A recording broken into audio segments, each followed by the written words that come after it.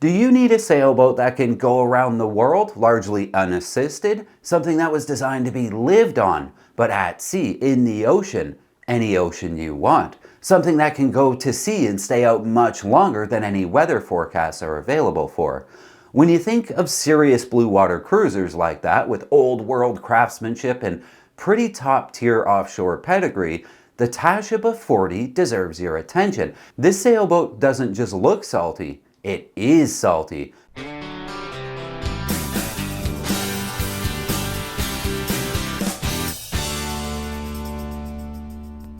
Let's start at the beginning. The Tashiba 40 was designed by Bob Perry, one of the most influential naval architects of modern cruising boats.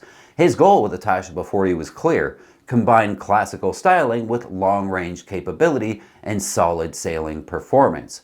The boat features a full keel with a cutaway forefoot and a moderate draft of around 5.5 feet. That keel provides directional stability offshore, while the cutaway forefoot keeps her a little bit more nimble in tight quarters. But know this, we're looking at a big heavy full keeler here that was not intended to race around the marks. She was intended to be at sea on the same tack for hours, if not days. She's a freight train built to dial in, hunker down, and crush mile after ocean mile on her way to wherever it is you decide to point her. In lighter wind, she'll be slower through the tacks and much less maneuverable than your dockmate's Beneteau. But this isn't your run-of-the-mill Beneteau, is it? The hull is hand-laid fiberglass built in the Ta Shing boatyard in Taiwan, where hand-laid is what they do best. Overbuilt by any standards, with solid GRP below the waterline and chord sections above. Ta Shing has been building solid boats for decades, and their craftsmanship on Bob Perry's boats is top-notch. Top signs, you'll find a heavily cambered deck with deep bulwarks and thick teak cap rails. Most Tashiba 40s came with beautifully crafted teak decks, which are stunning but require maintenance. They also leave a big question mark for whoever has to tear them up or replace them down the road. What are we going to find underneath? The deck hardware is robust. Think bronze winches, through-bolted stanchions, and overbuilt cleats and hardpoints. Many came with windlasses and bow rollers ready for some serious anchoring. The cockpit is deep and secure with high coamings and excellent drainage, ideal for offshore conditions. Wheel steering, and many have integrated autopilot. There's good visibility forward, and the traditional canoe stern means you're not going to get pooped easily in following seas. A safe, tight cockpit and a fairly small arrangement. Tight means safe, but tight also means tight. It's not going to be big.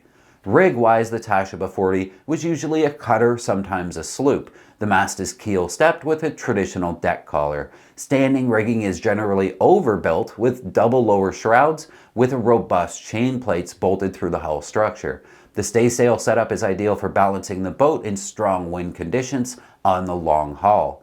Underway, she sails better than you might expect from a full keel design. She's not a light air flyer or a racer, but she tracks well and has a sea-kindly motion that shines in big water. Expect your cruising speeds of 6 to 6.5, and she'll hold sail in 25 plus, comfortably reefed down. This is an ocean boat from a time before GPS, before Starlink and instant communication. A boat designed when sailors were offshore, out of touch, sometimes for weeks.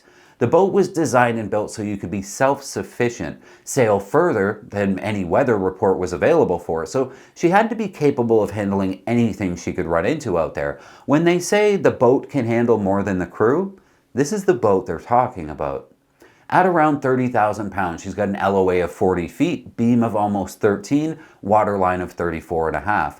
Sail area displacement is a smidge low at 14.72, but capsize screening is an astoundingly low 1.67, where low is good. Anything less than 2.00 is ocean going, and this boat sets a very, very good standard for ocean safety. To put this boat's CSF of 1.67 in perspective, the more modern but very similar Island Packet 38 scores a 1.83. Good, but not as good as Bob Perry's boat. Below, the Tashiba 40 is all warm teak and solid joinery. Most layouts are traditional, a V-berth forward, head to port, with a separate shower stall, U-shaped saloon seating, a midship, and a well-equipped galley. Navigation station is usually pretty spacious, and you usually find a quarter berth doubling as a sea berth in the aft area. Ventilation on these was excellent. Many of the boats have multiple opening bronze port lights, large deck hatches. Headroom is a generous around 6'4" in most models, and the joinery work in here is top tier. Everything that came from Ta Shing came with interior work they took a lot of pride in. Bob Perry famously had to ask them to tone it down a little bit because they were getting way too extravagant with the carvings and the woodwork, making the boats far more intricate than needed. If you've ever been in a Ta Shing interior, you'll know it. Engine access is pretty good via removable panels under the companionway and side access doors. Most were originally outfitted with a Yanmar or a universal diesel, usually between 44 and 56 horse. Finding a repowered one on the market with a newer engine would be even better, one of the common rail Yanmars more recently built. Tankage is pretty solid, around 100 gallons of fuel and 150 to 200 gallons of water. Perfect for long passages or extended off-grid cruising. Many owners have upgraded systems with water makers and solar panels and lithium banks without compromising the boat's balance. She's already very heavy. But a quick note on solar. If you're considering getting into one of these older world cruisers that happens to be a tight pinched canoe stern or a double ender, remember that they don't lend themselves well to an arch on the back for your dinghy davits and your big solar panels. Modern boats with a 14-foot wide transom are significantly better at accommodating big arches and solar panels. They're not as good at sea as this boat is, but they have that amount of room. These double enders don't. You'll have to get very creative with bendy, Velcro or sewn-in solar panels to really outfit this boat electrically if that's important to you. You'll likely never get over 1,000 watts, which is kind of the cruising standard these days.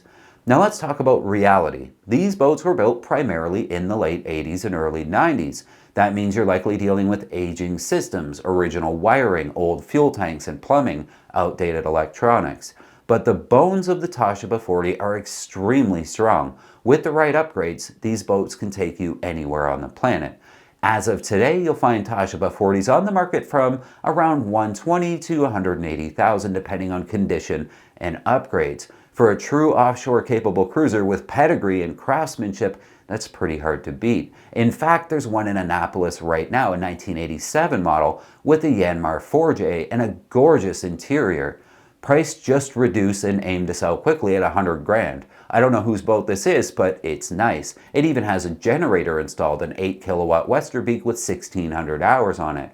She's got a monitor wind vane and 2 marine air conditioners to keep things cool in the tropics. You'll be running that Jenny a lot to get the air to run. If the heat gets to you though, you can always sail north to anywhere else in the world your heart desires. These boats are beautiful, exceptionally capable, and getting pretty easy to find. What do you think? A big heavy double ender instead of what most people are actually buying today? Or are you in favor of something a little less capable but more modern? Let us know in the comments.